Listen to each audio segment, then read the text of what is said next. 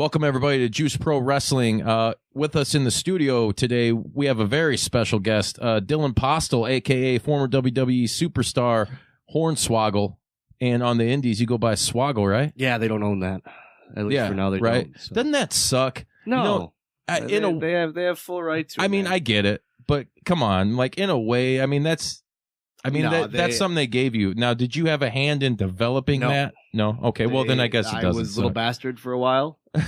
Remember that song, Little Bastard? I was Little Bastard for a while, and then they realized probably pretty quickly that they can't put that on a toy at Toys R Us. Yeah, they can't market that. So it was literally just one day they go, yeah, your name's Hornswoggle now. And I go, oh, sweet. Not the bygone attitude era. Yeah. But yeah, I saw in my contract that they didn't own Swoggle. And you had a pretty long stint with the WWE, right? 2 weeks under 10 years. Damn, man. That's fucking awesome, dude. That's Austin was there for like 7 or 8.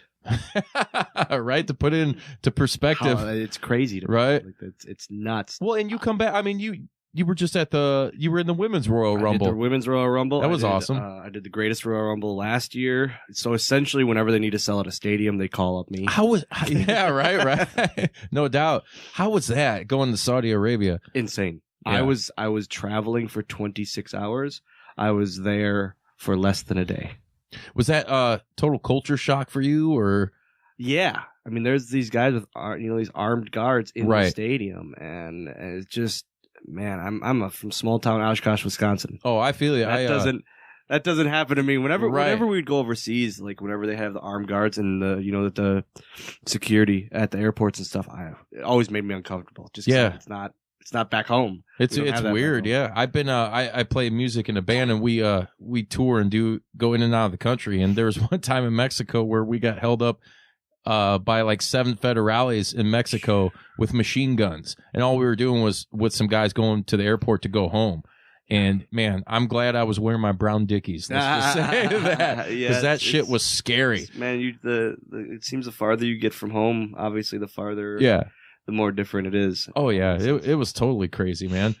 So what do you got coming up here? It's WrestleMania week. You actually have a busy schedule going on, right? I tried to set a record, and unfortunately I came up a little short, like such is life with me. Yeah, it's going to be nuts. I fly in Wednesday. I have a show Wednesday night. I have a street fight Wednesday night against Dan Moff. Thursday I have 2 or 3 shows. I forget. In one day? Yeah. Oh, shit. I have like a 2 p.m. and 8 p.m. and then midnight. Damn, midnight, man. Including Scott Steiner's. Somebody say Scott Steiner! Yeah. Friday is Nick Gage. Ooh. Who is like one of the most biggest deathmatch guys right now. Yeah. Oh, yeah. Saturday, I'm doing WrestleCon and I'm doing Joey Janela Spring Break. Oh, nice. And then that's at midnight, Saturday night. Sunday morning, I have a 5 a.m. flight back home.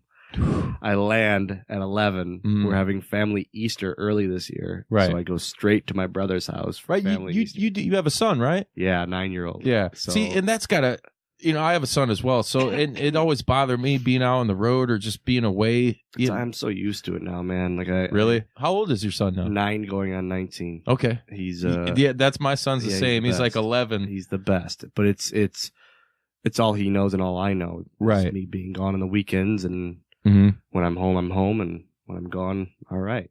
Right. And it's but every year he asks, "Hey, Dad, can we watch WrestleMania together?" That's all he wants to. Like, that's as big a thing. That's super cool. So it's awesome. Like, and so I make sure that I fly home in time for it every year. Right. And it's next week, man. It's gonna be nuts. Yeah, but I wanted to prove a point almost to myself. Like, I'm not dead. Right. I can still do this. You never died. Come on, Swoggle. Come on, man. Okay. Like, and I asked for all 3 of the big matches. Like, I asked for Scotty Steiner because I was like, "Are you a Scott Steiner fan?" Yeah, and the more I've gotten to know him, the more of a fan of him I am. Right. He's one of my favorite human beings because he's so random. Yeah. He's the best. I love it. He's the best, and I'm really looking forward to what we might do. Nick Gage, I thought again I asked for it, and I was like, this could. Nick Gage is so indie hot right now. Yeah. He's a big GCW boy, right? Yeah. With another guy that I'm familiar with because I've, like I said, I did music, and this guy does music, and we do underground metal together with Schlack. Okay, yeah. Gage has a lot of buzz right now, and I was like, yeah, maybe I can ride those coattails. Yeah, come on the train. That's the crazy thing is even with being with WWE for 10 years, once you get released, after that first year, you got that rub, man. Yeah, but once you get released that first year, now you got to hit that reset button and almost resurrect yourself. As crazy as that is. Because in Horse Cave, Kentucky, where all they know is WWF stuff, you're still really cool there. Yeah. But in Jersey City, you're nothing really compared to these other guys. Right. All your WWE stuff doesn't matter. And that's like the constant battle with me is I have to keep relevancy, not focus on I was in WWE for 10 years. Right. Well, and that's and that could be a very demeaning thing to one's career after you leave WWE, and like the old back when TNA was booking guys and based on, hey, they just left WWE and we're going to run with that gimmick. And although your name might be slightly different, we're doing the same shtick or the same gimmick there. And it doesn't work because nowadays, to quote Brian Pillman, those smart marks, they know better. And you can't. And the one thing that I don't like is WWE. Vince is going to tell you what you like. Essentially, that's what I get. Not saying the dude isn't still passionate, but that's what I take away from it as a fan anymore. Whereas a lot of these indies, they kind of cater to more of what fans, they know what the fans want, they cater to it, I see it as it's all a big, giant golden corral. Right. Everything is... It's a buffet, man. Yeah, you have, and you know what sections you like and you know what sections you don't like. If it's deep fried, I go for that. Right. And it's stuff like that. I that's how wrestling is to me, where you know what sections you enjoy. You can take a little bit from here and there. Yeah. And you don't have to get the other things. Right. I like that point. Because and one thing Steve from Warrior that he likes, one of my the way I like to put it with wrestling is wrestling, especially nowadays, is it's just like craft beer, dude. Like there is something for everybody, and within every group there is this like community. And like I said, with me playing music and being in the metal community and all over, if I go anywhere in the country, there's like a group of people that are like family that you can be with and hang out with. And I'm seeing that in the wrestling community now as I'm becoming a part of it, There is nothing cooler to me and with my son than to see a dad bring his kid to a show. Right. It's the coolest thing. I thank the dad every time. Every time I thank the dad, he goes, "Well, why?" I said, "Because it's like my dad was with me, and I am my son. You're bringing him into our crazy world. Right. Like, you're introducing him, whether he likes, like, if the kid really loves it, awesome. If the kid isn't quite into it yet, that's even cooler to me. Yeah. Because now as a dad, you're trying to introduce him into something you love. Right. My son loves Newfound Glory now, my favorite band. Mm-hmm. He will go on the Newfound Glory Pandora station when he is cleaning his room or, getting ready for the day. Because that's what I really enjoy, and I was always very passionate about them as a band, and so that kind of thing, passes on. And same as professional wrestling, right? Man, my dad wasn't the biggest fan, but because he knew how much I loved it, he was always supportive and bringing me to shows and all that. And that's how I am with my boy. Right. Whenever I have a local show, he comes to it, and so whenever I see a dad bringing her kid, it's really cool to me because it's just another generation into this crazy world. That's awesome. You say, because when we're at Warrior, I know my son's got a picture with you. Yeah. Him and his buddy, actually my buddy that's on the show, JR Butchko, shout out to him. His nephew, they were walking around. It was cool because they're just two kids walking around the whole Warrior VIP meeting all the superstars. And I remember he say, "Oh, we met Swoggle." He was like super pumped. I'm like, that's awesome. It's always a good feeling. It's even if I never get the call again, it's still awesome to me that I was supposed to be there for 6 months. They literally told me 6 months, and and much respect to you for that, man. Because there's luck. It was good. I stayed under the radar really well, and under the ring. Yeah, exactly. There we go. Oh man, what was it? The Wrestler's Court, Little People's Court. Yeah, that with DX. That yes, between that and the run with as Vince's fake kid and. Yeah, that was super cool. Now, correct me if I'm wrong. Yes, Wasn't it was that Kennedy? Yeah. The number one thing I get asked about. Yeah. That, and We won't dive into too much of that, but he denied it when I first asked him about it. He denied it because I think part of him didn't want it to be real. But right. I liked it. I was like, man, I loved what a twist! It got me on TV. Yeah, so of course, much, man. Most of my career. Well, the other thing, you're talking about your tenure and what WWE and the Rub can't do for you in the entertainment industry. I'm gonna lay this one on you. I don't know how much you get asked or talked to about this, but I'm a big horror fan myself. Oh no! I said, oh no. I know where we're going. You know where we're going. Yeah. Did you ever find that pot of gold? Wasn't expecting that. So Leprechaun Origins. Yeah. I love it. Here's the thing. I still haven't seen it yet. I've only seen the first. I have it available at my merch table tonight. Do you have it? All right, I'll pick it up. So here's what I tell everyone. If you go into it with the mindset that it's not going to be the other ones. It's not going to be Warwick Davis, too. I think that, and with horror fans especially. Warwick Davis denied being in it. We tried to pitch him like cameo in Origins, and he turned it down. And I know, and they had a new one that just came out last year. Is he in that one? He's not. He's not. No, and you know what? The gore was super cool. Yeah. But other than that, it was like it was crap. See, man. it's I'm very, very happy that that's super awesome. I'm very happy that I got the opportunity to do it. Yeah, it's awesome. It's amazing. That's a huge franchise. Yeah, the final product compared to what me and the director thought isn't what we thought.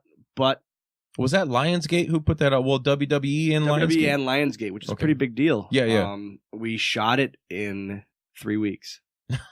Oh man. Yeah, that's the budget that we had. But in all reality, I have a movie poster in my office with my name, my real name is on as the marquee, and that's the coolest thing. And spoiler, when the character dies, I asked the studio if I could have one of the heads. And the week after shooting, when I got home.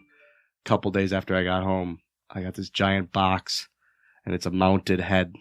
And I said, it's the coolest thing ever. So it's downstairs in my bar. Nice. Yeah, and it's stuff like that I take away from it. It's people can crap on it here and there, and I don't care. Yeah, I mean, but haters gonna hate, I don't even care. Like it's not even that. It's just dude, you were in a movie, and like I said, and then I did Muppets, which was even cooler. Oh yeah, the new Muppets. I did the new. I still haven't seen that yet, but I've seen the pictures of you on your Instagram and stuff with them. That's fucking awesome, dude. Being the fanatic that I am. How's Animal in person?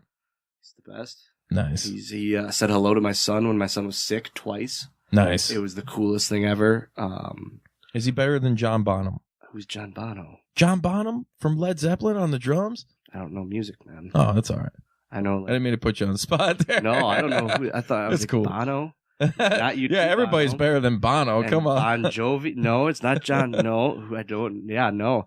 Yeah, it was just a really cool thing to be part of. It was like I always say, it was only number 2 in my life behind my son being born, because if I said it was cooler than my son being born, I'd be an awful dad. Right. But it was pretty cool.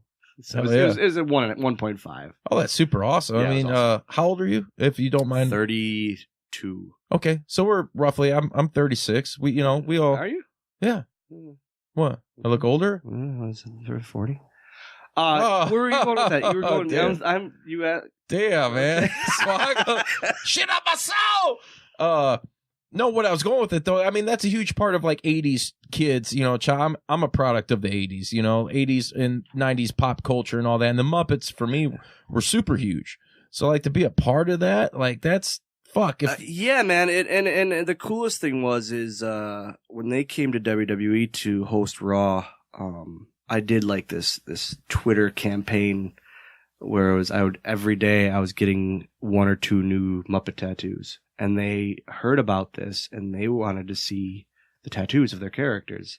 And they were as excited to meet me as I was them. It's really a cool feeling. And then when we reached out, when I heard there was a new movie coming out, and we reached out to them and asked if they'd have a part, even a cameo, And they were like, yeah, we would love to have him a part of this. Nice. And it was supposed to be a 15-second cameo in one scene to it ended up being like 50% of the movie. And I think you're probably the second wrestler ever to make an appearance in their movies, because I know Hollywood Hogan was in Goldberg. one. And was Goldberg in one too? I think he was in the Hogan one.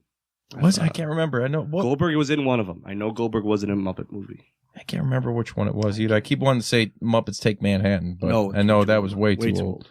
Hogan was in the Muppets from Space. You a Hogan fan? Yeah, your name. I am a Hogan fan. Ultimate Warrior fan number 1. Hell yeah. Ultimate Warrior is the, but but Hulk Hogan. Yeah, you have to be. You got to be. I'm sorry, but you have to. I mean, if you're a wrestling fan, you're a Hulk Hogan fan. Yeah. He's the guy that made wrestling. I don't care what anyone says. Yeah, I totally agree. He made wrestling. We just had the 30th anniversary of him slamming the Giant. Was it yesterday or the other day? Was it? Jesus. Yeah. Yeah. It would have been. Yeah. Wow. And that's a name that, like, if I was on a flight with someone during my time in WWE, and I was on a flight with someone and sitting in first class, of course, TV star, bougie. And I asked, we get talking. What did you do? Wrestling. And they get that look like the Hulk Hogan kind. Mm-hmm. And that's what people know. Like, people know that's okay. And that's a good point. Like, a lot of people, like even people that have never watched a second of wrestling in their life, they know that Hulk Hogan, to me, he's like the George Washington of wrestling. He's like, everybody knows. And even though you have guys like The Rock and Stone Cold, and I think, in my personal opinion, I think the only one who can maybe be right below Hogan is probably The Rock, just because of how he's transcended. But kids nowadays don't know him for wrestling. Right. If there's a 3 or 4 year old right now, they're not going to know him for wrestling. Right. They're going to know him for acting and Jumanji, yeah. which is awesome. But I thought that was a great movie. I loved it. Yeah. Jack Black stole it for me. Dude. I loved it. My son and I watch it at least once a month. Yeah. And it's so that's the thing. Like, I don't know who they're. John Cena is the one now. Yeah. Like, he's still the one. But I don't know. I don't.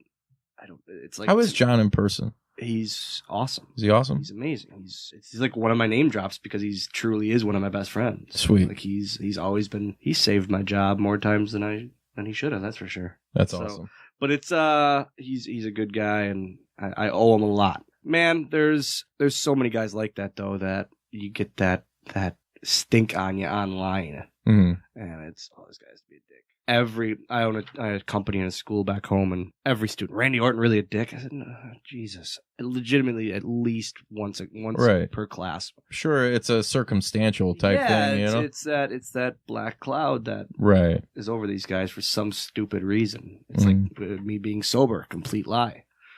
I like that. Me being drunk, not far from the truth. That's the truth, right there. I only had 2. Come on. Yeah. But it's been awesome. It's been awesome and crazy, and should have never happened. But yeah, man, it's a crazy story. I mean, you touch on all this in your upcoming book. I do. August or September, I believe. Life's short, and so am I. Nice. It was a title that I thought of while I was with WWE, and I thought, hey, I should do this. And then I just put it on the back burner. And then literally 2 days after I got released, a couple people hit me up and said, hey, would you ever think about doing this? I said, I would love to. Yeah.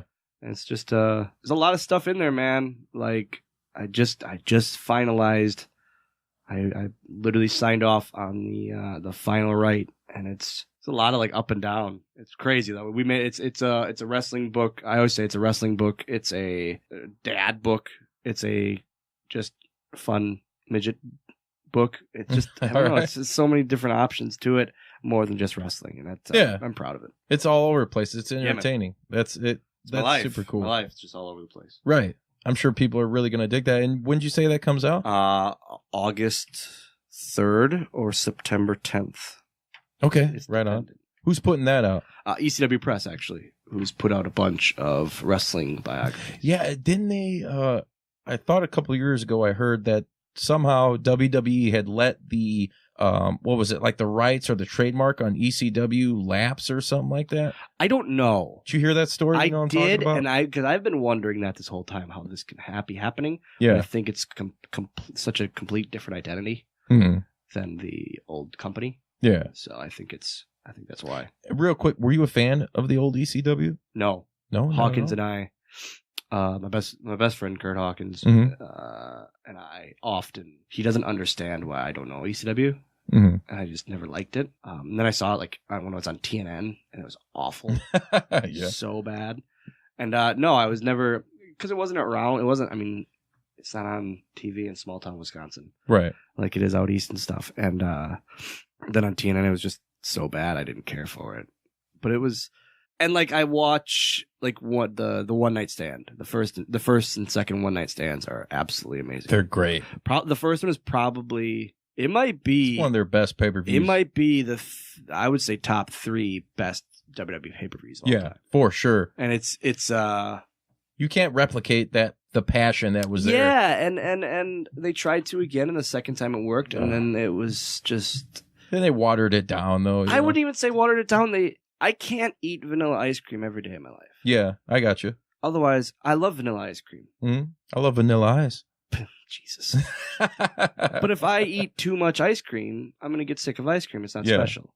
And that's what happened with it. I truly feel like that's what happened is all the specialty wore off. Right. Can't miss something if it's not going to go away. Yep. What about WCW? I only watched it the first hour before Raw. Really? Yeah, that's all I would watch. So you've been a lifelong WWF guy. WWE. Always. And like Okay. my dad one year for Christmas got me a Wolfpack NWO shirt. And I liked it because it was a wrestling shirt, but I also was like, this is kind of stupid. Yeah. Yeah. Doesn't he know? Like, he knows I don't watch WCW. He has to know. Yeah. And he was like so happy with the gift. Who is your favorite WWE performer of all time? Shawn Michaels. Shawn Michaels? Yeah. Okay. He's the best wrestler of all time. Nice. There'll never be a better. Now, let me also ask you this. I'm going to say, out of all of wrestling, yeah, who's your Mount Rushmore? Ultimate Warrior. Shawn Michaels. I don't know. Gotta take. It's a tough one, man. It's a tough question. And Warrior is the only one that I would maybe take off. But it's Austin, Michaels, Cena. I don't think it's Undertaker. No, gimmick-wise, maybe. If I go to the gas station and say Undertaker, not everyone's going to know. Yeah. But that's the same as Shawn Michaels. But Shawn Michaels is legitimately the greatest wrestler of all time. Yeah. Probably mine is Warrior, Michaels, Austin, Cena. Cena? Warrior, Oh, Michaels, all right. Cena. All right, cool. Because it's every generation. I'll say Warrior, it should be Hogan, but Warrior and Cena are the 3 generations, like, face plates. Hell yeah. And then Shawn is just awesome. Dude, how about when Warrior came back and then, everything happened after? That was super sad, man. So that was, it was the saddest morning ever for me, but it was the coolest weekend. He was my hero, like literally my hero growing up. He's intense as shit, man. He's the best. Did you ever see any of his? Well, I'm sure you have. Yes, you're but I don't watch them because that's a different side of my hero that I don't want to see. Yeah, okay. But I asked, I said, I need to be at his Hall of Fame ceremony. And they put me on Access. And I was so mad. And then it switched and I ended up being there. And then he was at Raw. And he did his speech on Raw. And he was walking backstage. And I was like, I have to meet him. Yeah. I have to. And I said, hey, man, my name's Dylan. And you're the reason I'm here. And he goes, what? I said, yeah, you were my hero growing up. You're the reason I'm working for this company right now. And I'm a wrestling fan. And he like choked up and grabbed his wife and brought her over and said, he just said that I'm the reason that he's here. That's like the coolest thing. And he was like touched by it. Yeah. And I said, can I take a photo with you? He goes, I was going to ask you the same thing. No shit. And so he had his wife take a photo on my phone and then on his phone. And the next morning he passed away. And it was the coolest. It shouldn't have happened. There's so many moments with me where it's like, shouldn't have happened. I should never have met him, but I did. And it's like, I did less than 24 hours before he passed away. It's crazy. He's an Indiana boy too. He, and I have that photo of us in my office. And then, the painter, the artist that does Rob Schamberger, that does all the WWE stuff. I saw him at C2E2. He's the man. He's turned into a very, very close friend of mine. Unbeknownst to me, about a month later, I got off the road and there's a package at home. And it's from Rob. I said, hey, thanks, but what'd you send me? He goes, just open it. And I opened it and I like started bawling because it was a photo of Warrior and I, and he painted it. Nice. And it was like, that's super sick. Man, it was like the sweetest thing ever. Because he texted me, he goes, I know how much you loved him. And the coolest thing about Rob, another cool thing about Rob is he painted Warrior's ring jacket that he wore that last night. Oh, really? Yeah. He did that? Nice. So that was that's a super awesome story. It's crazy in the end, to think about how everything matched up. Right. So I was a huge Warrior fan myself. Yeah. Him and Hogan as a kid, those. I remember the Toys R Us posters, the one with Hogan, and it's the tape going around the edge. He's holding the dumbbells. Yep. Oh, dude. My buddy back home is a Hogan fan, and you literally back then you had to be either one or the other. You couldn't be both. Wasn't that match though? Do you remember that when they fought each other? Yeah. I remember holding my Hogan wrestling buddy and crying, but not being really pissed. Yeah. But just why? It was the greatest thing ever. It was so crazy too, because I think as far as WWE or WF goes, that was the first time that they had put two huge guys like that, and especially baby faces, against each other. Yeah, it's and I don't think you ever could take that chance again. No, not at all. Because you never know who's going to turn. Right, and I don't think any one of those guys. I mean, especially of course before NWO, no one ever saw Hogan. No, that would be like I think the only equivalent to that having an impact again would maybe be John Cena. Yeah, I don't see it happening. No, I don't see it happening either. He's going to pull a Ricky Steamboat and be a good guy. Should be forever. Yeah. Should be. Yeah, I agree. Hey, so where can people find you at online? At WWE Hornswoggle on Twitter, at WWE Hornswoggle on Instagram. Only because they haven't told me to shut those accounts down yet. And that's it, man. Just keep a lookout for me in a town near you. Nice. Well, thanks for coming on, Dylan. Thank you. Appreciate it, man. Talk to you soon.